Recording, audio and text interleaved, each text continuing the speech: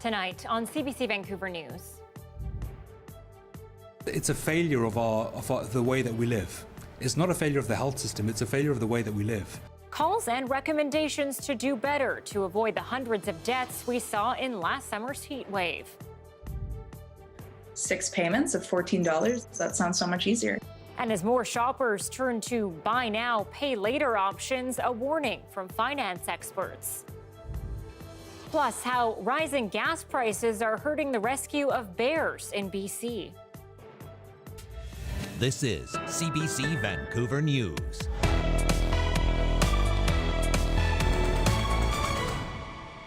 Good evening and thanks for joining us. I'm Anita Bathe.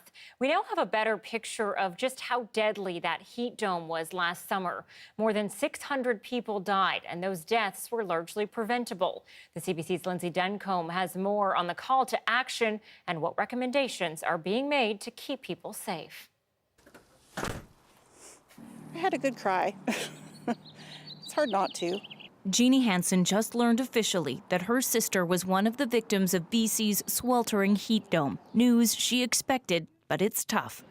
It's hard not to feel guilty that as a family member, we should have done a little bit more. Tracy McKinley was 61, her kidneys weakened by medication taken for mental illness. As temperatures soared, she died in her apartment alone.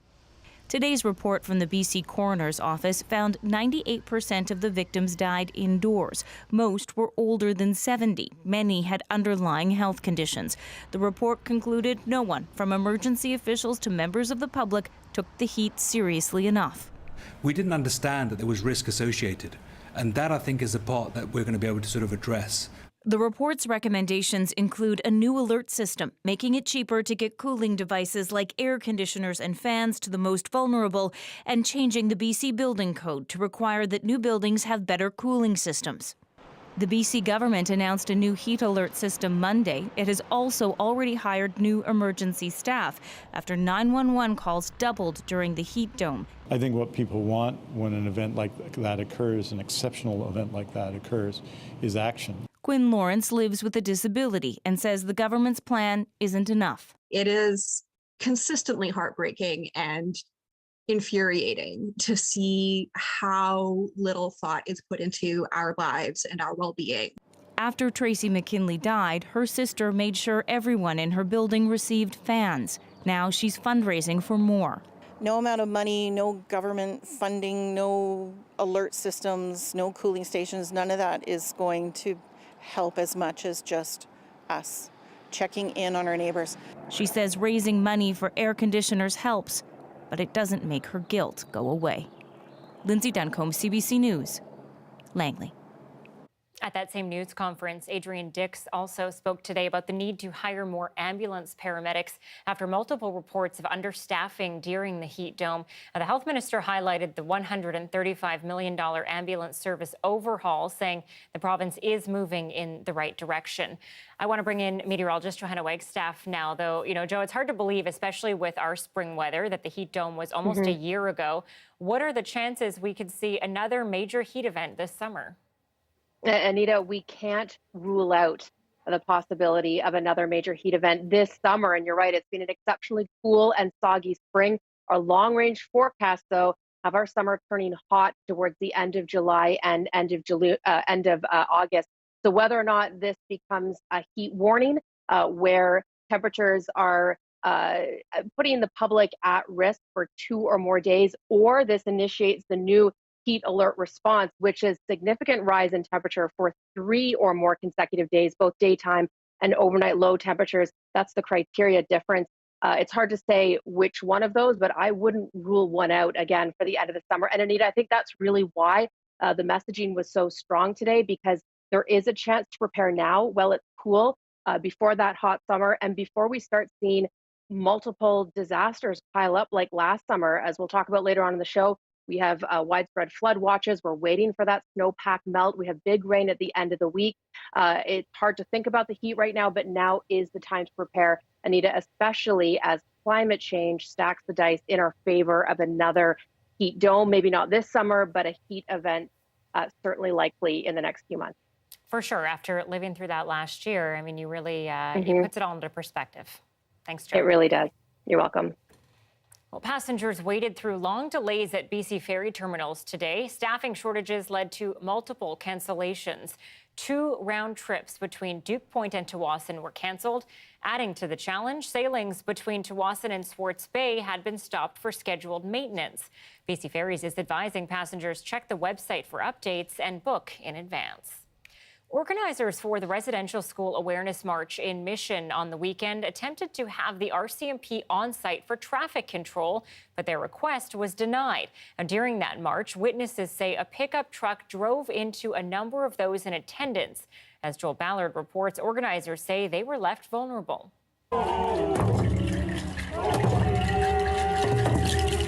5 people allegedly struck during the march. Particularly concerned me because in that crowd there's children, there's elders, there's people who are assembling just for the purpose of sending an important message, and they shouldn't have to worry that they're jeopardy. It was the 2nd year in a row the march to raise awareness of St. Mary's Residential School was held. But this time, organizers say Mission RCMP wasn't able to provide traffic control management, something it offered last year. They told us that they just didn't have the power to, or the manpower to accommodate us. So the organizers had to do it themselves. A few people with TCP tickets, traffic control person tickets. So we put in the front and in the back, i.e. our brother Troy has a TCP ticket, and he ended up getting run over even though he was full high-vis. The city says this year the request was too last minute. The information came to our RCMP late last week, and there was not enough time to organize an RCMP assist, especially because this is the highway, Ministry of Transportation lands, and they would have had to come into the puzzle as well. In terms of the investigation, the Mission RCMP knows who was driving the blue pickup truck on Saturday. A 77-year-old man turned himself in, described by police as an impatient driver, but he hasn't been charged or arrested. For some Indigenous people, they're skeptical that they will ever see justice. We never hear what fully happens in these cases. It's happened too many times to our people, and there has to be some sort of accountability somewhere along the line here. Moving forward, there's a reaffirmed commitment to healing from the city for the community and the victims. Healing and justice. Joel Ballard, CBC News, Mission. In a new Westminster courtroom today, the trial for the man accused in the Amanda Todd case continued, with a jury hearing more from the girl's mother. Carol Todd spoke about how her daughter reacted to seeing a compromising image of herself online, a warning that some viewers may find these details upsetting. Now, Todd testified that her daughter let out a shriek because the teen had seen a Facebook profile using a picture of her in which she was topless. She was terrified her peers would see it. Her mother told the court she changed schools around the same time. Crown prosecutors say a Dutchman, Aidan Coben, waged a campaign of sextortion against Todd, who was 14 at the time. He has pleaded not guilty to extortion, harassment, communicating with a young person to commit a sexual offense, and 2 counts of possessing child pornography. Todd died by suicide in 2012. Well, TELUS says a damaged cable is to blame for the phone outages affecting several communities in northern BC. The outage happened around noon when a fire caused by a downed tree damaged several phone lines and fiber optic cables, leaving Burns Lake, Topley, Terrace, Prince George, Kitimat, Smithers, and Hazelton without service. Now, Prince Rupert telecom provider City West is also experiencing outages, saying it too suspects a fiber cut is to blame. TELUS tells CBC access to 911 is not affected. The company is working with BC Hydro to restore service. A West Kelowna neighborhood is under a water quality advisory because of cloudy water in Okanagan Lake. Residents in the Sunnyside Pritchard Water Service area are being advised to only drink water that's been brought to a rolling boil for 1 minute or more. The advice is particularly relevant for children, the elderly, and anyone with a weakened immune system. Interior Health says the issue stems from turbid or cloudy water near an intake system, making it harder to disinfect. West Kelowna is also providing safe drinking water at a bulk filling station at Shannon Lake and Asquith Roads. Well, Vancouver skateboarders have a lot to look forward to, enough even to kick flip over. The park board is ramping up plans over the next 20 years to build 7 new skate parks, integrate smaller skate features into 10 more parks, and link these areas with paved pathways. 6 existing parks will also get an upgrade. Yesterday night, the board heard from 24 people pushing for more space to skate, and trustees voted unanimously in favor of this plan. The city has not had a new skate park since 2011. More and more shoppers are turning to buy now, pay later services to afford their purchases. Tech giant Apple even announced its own payment program. But as Anita Bathe reports, some financial experts say these types of installment loans can put consumers in a tight spot. So I may or may not have spent a little bit too much money on Shein, but I used Afterpay, so it's fine, right? It's all over TikTok, shoppers boasting how much they've bought, spending little up front. They don't necessarily have the financial muscle to buy the goods that are being offered. So they turn to buy now, pay later services like Klarna, getting the goods now, but paying in installments over weeks or months. Afterpay, PayBright, and Sezzle are other big players. Now Apple is the latest to dive in with Apple Pay Later in the U.S., though no word just yet on when it might come to Canada. While the loans aren't new, they've surged in popularity as more consumers shop online for just about anything you can click on. It is going to become a lot more ubiquitous than it is today.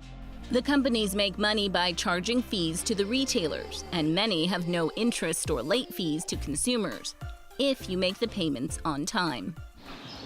Experts say buy now, pay later can seem better than credit cards, but they can also create bad financial habits, especially for younger shoppers. When you pay with anything other than cash, you spend more because it doesn't feel like your money. Julia Drybrow bought these Doc Marten shoes using buy now, pay later services. When I, see that big extra, that big ticket item, and then I realize, I can do 6 payments of $14. That sounds so much easier. Drybrow says she feels she can control her purchases, but agrees those who are less financially savvy might overspend. I could absolutely see how it could, add up over time and become quite detrimental to someone's finances. For big purchases, save for them.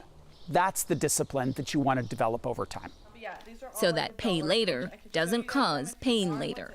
Nisha Patel, CBC News, Toronto.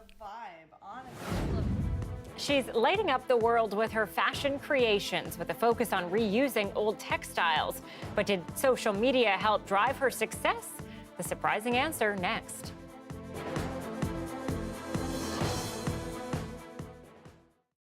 Thanks for watching our commercial-free live stream tonight. A Labrador furniture maker who lost his sight in his 20s is giving back. Rodney Barney is donating his creations to a local charity in order to help children in need. I could probably see about somewhere between 5 and 10% of what you could see. What mouse is that? Probably in my early 20s, and when I found out what it was, it's gradually gotten worse over the last 30 years. I always liked outdoors. I loved to cut wood, bird hunt, trout fish, and I had to give up all that. It was give up my driver's license. Thankfully, I still could do stuff out in the shed. I could still fish, and gives you some kind of normal life. We had a son, and we had a glider for him up in his room to rock him to sleep. And after he grew up, we grew out of the rocking stage. I just had the glider there one day, so I could probably make that. And started that I made one, and then somebody showed up, I'll buy that. And then it was just a hobby for me in the winter months. Wanted to ask them first in case, something happened where he couldn't make a chair, but I'd like to see if they wanted to, and if they couldn't donate it, I would buy it myself and get it, because just in case. So I asked Elizabeth if it would be okay if he wanted to, and they said sure. So then I messaged Leon and some other of his co-volunteer people, and they said that'd be awesome. Some years ago, a group of us got together to do charity work. We wanted to help children in Newfoundland and Labrador, and through some conversations, we ended up finding that the CNIB were providing buddy dogs to children who had sight loss. There wasn't a lot of talk about people helping that organization, so we just felt it was a really good fit for us. we figured we'd call on the car people and empower them to do some fundraising. We'd build a car show event, we'd do a cruise, and we'd reach out to the people who support the automotive industry, dealers and different companies through town, and they support us. And in return, we raised $50,000 to purchase a buddy dog and this year it'll be for Nathan, a 7-year-old little boy who lives on the west coast of Newfoundland.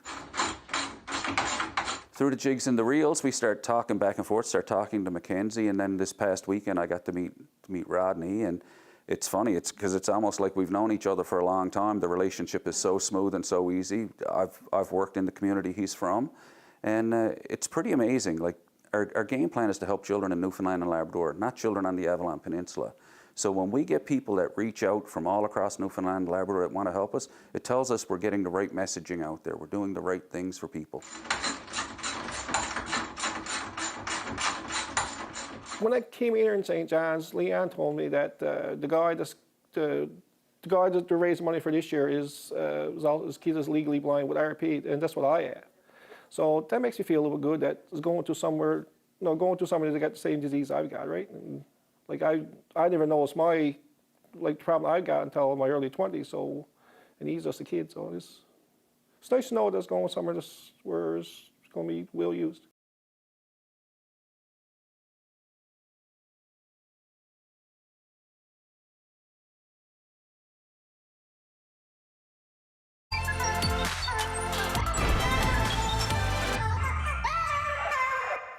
She takes old clothes and remakes them into items that are turning heads worldwide. Meet Casey Lamb, a 24-year-old fashion designer who has started her very own fashion company, and she has some tips on what it takes to make it. This is like all I used to do is like sew in front of people. My friends would always just come here after because it was like the only time I'd hang out, sit here while I sewed. That was like when I was on my grind. I was in school full time, working at Starbucks, and I would come home at like 7 o'clock and sew until midnight. It was wild. I don't recommend. Hi, I'm Casey Lamb. I'm a self-taught fashion designer from the Lower Mainland. I've been doing it for about 5, almost 6 years now, and I'm 24 years old. So I started making clothes through I was screen printing a shirt for my friend for her birthday. I posted a photo of it. And I was like, oh, this is a shirt I made for my friend. Well, who wants one? And then I think I just kept getting more and more creative with it. I've always tried to find things at thrift stores. That's always where I would kind of get my inspiration. What can I make out of nothing? So I made collections out of reworked belts or knives. What's just driven the whole thing is just my passion for art and creating. I feel I've always been such a hands-on person, whether it's me painting something or drawing. That was something I really did in high school. I think K-Slam in general has really just been a journey of just understanding myself and understanding what I want out of running a business and really just trusting my heart. So something that's sustainable, but also reflects who I am as a person with each interaction. And it's always just been something for me that's been about love. I think the sustainability aspect begins and starts with me. I'm one person making my clothes. Using dead stock fabric is a good way to utilize materials that would otherwise end up in a landfill or overseas somewhere. Usually the offcuts of rolls of fabric that they just can't sell.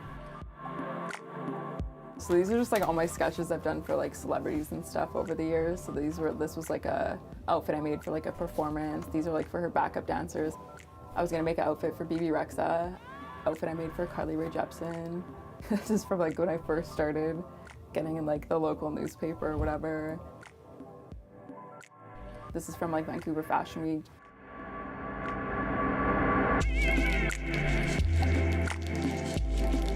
Anything I did, so getting in a magazine or doing stuff either with celebrities or influencers, things like that, they were cool and they were ego fulfillments of me being oh, I've made it or whatever, but I think they didn't really do anything. I feel like in any instance like that, you just assume that you're gonna get like tagged and it's gonna like keep going, that you're gonna get like 1 million followers and everyone's be placing orders and like whatever. I think all of that stuff works, like having an influencer and a publicist. If I had just like fabric in bulk and was like sending it to someone else to make the clothing, or had like a manufacturer or something like that, I think then obviously there's like more of that possibility. But I think what's happened is like, because I'm making everything, it would like kill me. Like it's just so exhausting. You need to do photo shoots this way, you need to like plan your collections this way, you need to have like a brand identity, you need to like do all these. I think for me it's just become more about like me just figuring it out on my own and kind of like following more so like what I believe rather than listening to someone else. I'm strongest when I'm just sewing and like creating. I think first and foremost I'm an artist, making garments and like coming up with new designs, and then I found that like getting my stuff in stores is the best way that I'm like benefiting. Social media is just so saturated in general. It just creates like a level of disconnect. Whereas when you see something in person, it's more like tangible for like the average person. People I know will go there, but then also like new people will like go and see my stuff and be like, oh my gosh, like your stuff's in this store, like I saw it today, whatever. That's like such a cool, unique experience that I don't think translates the same over it would in like social media and stuff. I feel like I don't have any like regrets about anything, or like wouldn't really change anything, because I feel like it's just like continues to like move me forward, and I think as my business grows, like I'm also growing. Where once there was none, now there's an island in the sun. We'll explain why the Parks Board has placed a floaty in Trout Lake. That's next.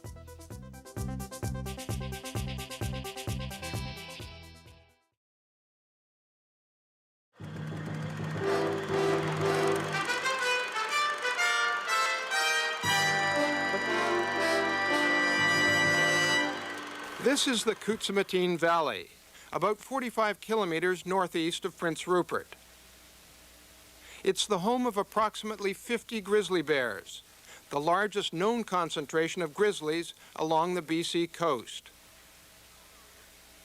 The valley is also home to virgin trees and extensive old-growth forests, but now no saw will ever touch the timber. We are pleased to announce today that the entire Kutzmateen Valley will be protected as grizzly bear habitat.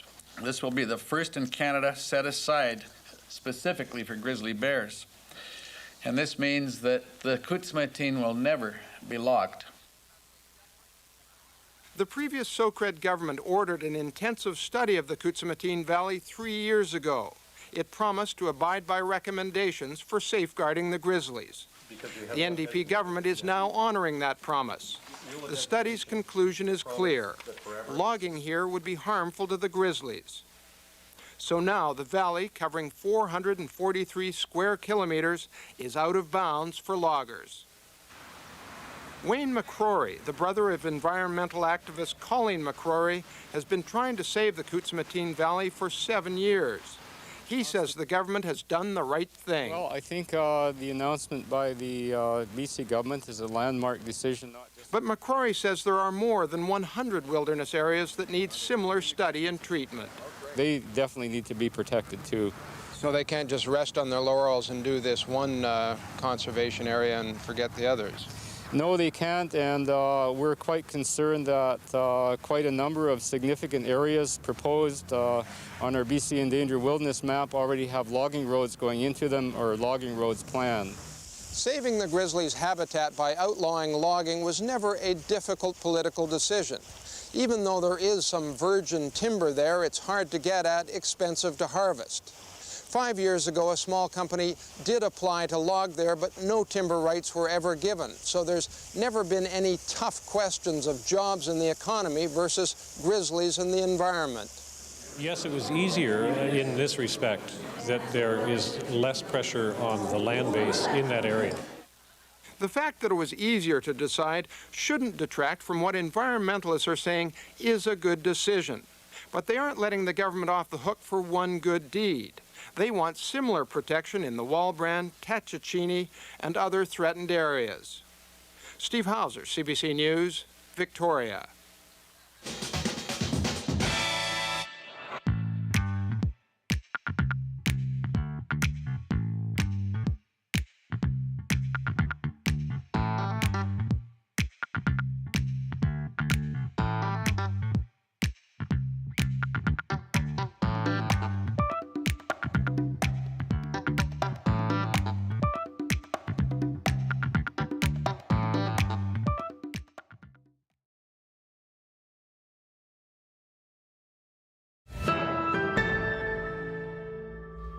Visits to Vancouver's Trout Lake are a summer staple for many in the city, but it's often one of the first spots closed to swimming because of poor water quality.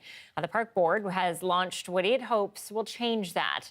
Built by staff and dozens of volunteers, this floating island is covered in plants that help with filtration and diversifying what grows in the area.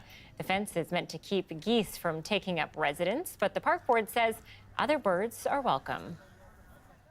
Meteorologist Johanna Wagstaffe is back now. Pretty cool idea, Joe, don't you think? Yes, I was kind of lost in my thoughts, Anita, because I immediately imagined my dog, who loves Trout Lake, running to the middle of the island. I'm going to have to work on that, just swimming furiously and the toddler following. But yes, disaster in Wagstaff world aside, it is a great idea. I want to take us through the rain. I know we've got a couple of rounds to get through. The first crossing the strait as we speak, and the second for Thursday, a much bigger rain event. This is not a big rain event. It's a weakening front.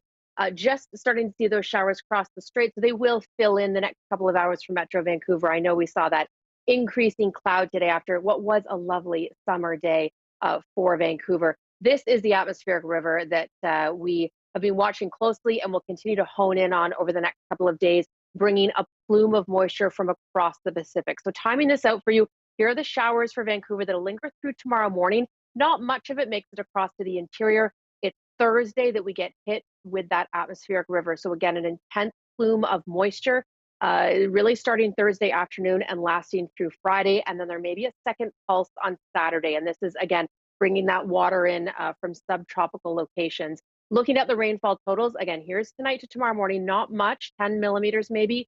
You can really see when that atmospheric river kicks in, those yellows and reds, 40 to 80 millimeters. And that is a concern for areas already dealing with high water levels. I think by tomorrow's forecast, we should have a better idea of exactly who's getting what. But Anita, get ready for a return to soggy and cool. We'll have to fight for the sunshine maybe early next week. Yeah, I took a look today before our show, and I have to say I was a little disappointed, but we'll get through it. It's disappointing. Yes, we will. Thanks, Joe. You're welcome. Well, the soaring cost of gas is forcing a wildlife sanctuary in northern BC to make a hard choice. These tiny black bear cubs are in the care of Northern Lights Wildlife Society based in Smithers. The sanctuary says its ability to rescue and raise orphaned bear cubs is under threat because it relies on trucks and helicopters that all run on gas to return the grizzlies and the black bears to the wild. Now, 74 bears are in their care currently, all waiting until they're about a year old when they'll be released, like these two here. The Wildlife Sanctuary is asking for donations of money or gas cards to keep their operations going. One high school girl's dream grew into the first all-female cricket team in Manitoba, thanks to a group of like-minded teenagers from Brandon. Mahi Patel grew up playing the sport with her family and decided to try and recruit girls to her school. On Saturday, the Crocus Plains women's team made history. Take a look.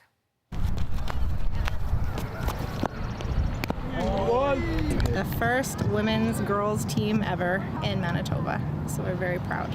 Well, they had some females they were interested in playing and had enough to form a full team, so they were interested in having a female coach. So we stepped forward and we've got 12 girls. We're really excited to play in the tournament, and we're hoping that we can at least win a few games. All my cousins actually play cricket since they were little, and they actually have a team of their own, right? So I've seen them playing up ever since I was little, so then I played with them, and I just got better, and then I just started liking cricket. This is the first time we actually have an all-girls team that come to participate in any tournament that we run in Winnipeg. So it was very encouraging to see that a complete set of girls are going to come here, participate, and they'll be playing against boys, but you know, they take the challenge on, and talking to them today, they said, no, we're here to play, we're here to beat some teams. That's awesome. What an accomplishment. Hopefully in a couple years, this will be the norm and not so surprising. Thanks for being with us tonight on CBC Vancouver News. We are back tomorrow, and we're on television at our regular time tomorrow, 6 p.m. Have a good night.